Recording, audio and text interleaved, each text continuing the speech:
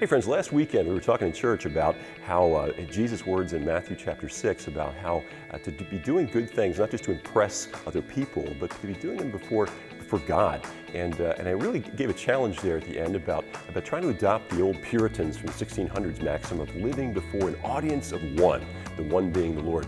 Well, I've since come to discover that Athletes in Action, which is a ministry of Campus Crusade, or now Cru, especially geared toward athletes, has a whole campaign that they call AO1, an audience of one.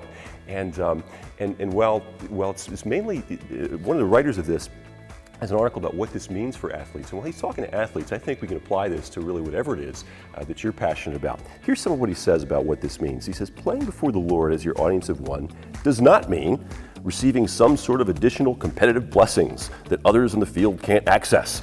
God as your primary audience does not mean he's predisposed to make you win or come out on top of the competition.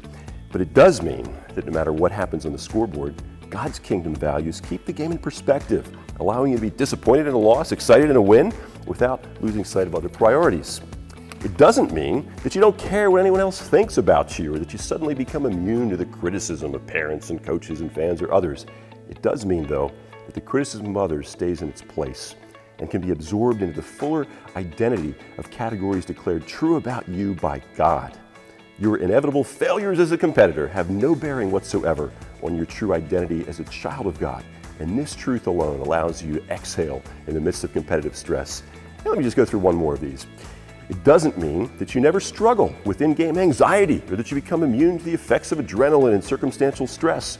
Nor does it mean you can't feed off the crowd and the momentum created by game situations.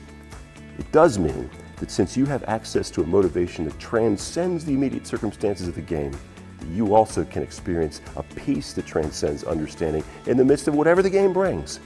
You can learn to let God's presence override the immediate presence of everyone and everything else, winning, losing, playing, or sitting, choosing to give maximum effort no matter what else is happening.